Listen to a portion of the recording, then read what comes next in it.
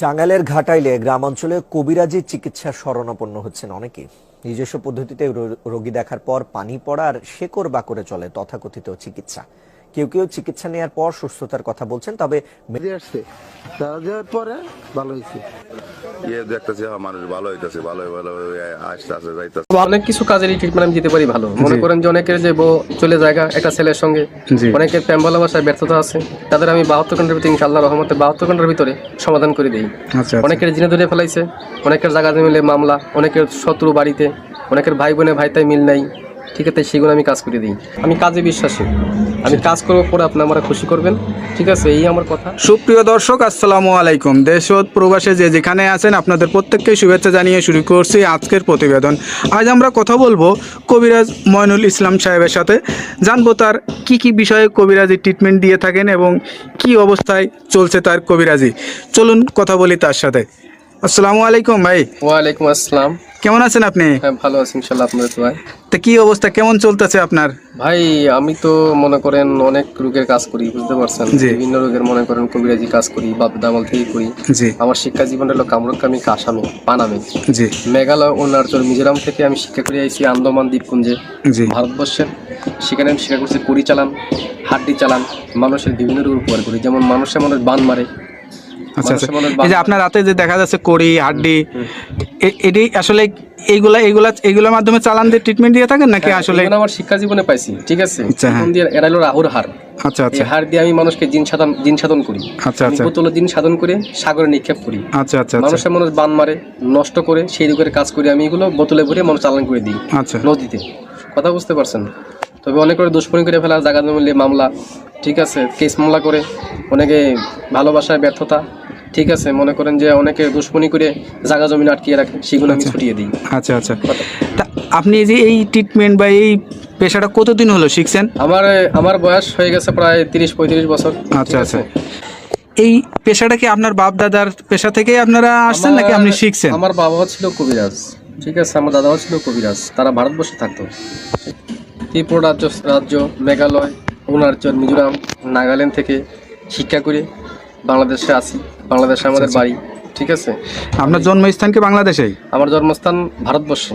আচ্ছা আচ্ছা, আমার জন্মস্থান অরুণাচল, এটাকে বলা হয় মিজোরাম। আমার বাপ দাদা এখানে শিক্ষা করার জন্য গেছিল। আচ্ছা আচ্ছা, ঠিক আছে। আমার মা, তারা এখানে ছোটবেলায় বাপ দাদার সাথে ঘুরতেন আপনি? হ্যাঁ, আমাদের বাড়িও ছিল কলকাতাতে, ঠিক আছে। সেখান থেকে বাড়ি নিয়ে থাকতো, বাড়ি করে তারপরে বাংলাদেশে মনে করেন আমাদের পুরনো বাড়ি, সেখানে আমরা চলে আসছি।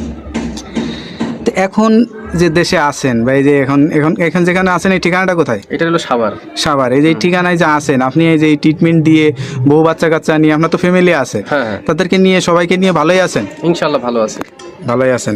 তো এখন মানে যে রোগী আসে, সেটা কি ধরনের রোগী বেশি আসে আপনার কাছে?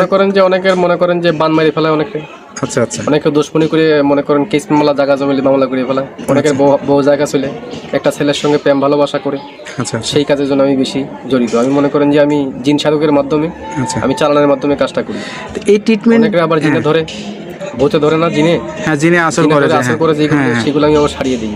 আচ্ছা আচ্ছা, মনে করেন যে আবার মনে করেন অনেকে দুশ্মনী করে বান মারিয়ে ফেলা অনেকে, ঠিক আছে, সেগুলো আমি সারিয়ে দিই।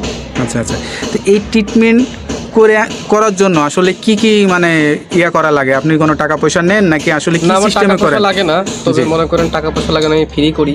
তবে যদি কোনো কিছু লাগে দরকার, সেগুলো আমরা বলে দিই মোবাইলের মাধ্যমে। যদি কিছু আয়োজন লাগে, সেটা তারা পেমেন্ট করে আমি কাজটা করে দিই।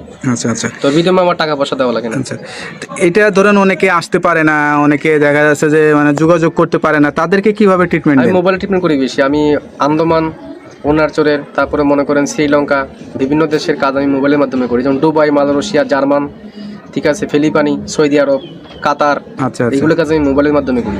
মানে মোবাইলের মাধ্যমে আপনি আসলে চিকিৎসা দিয়ে থাকেন? হ্যাঁ হ্যাঁ।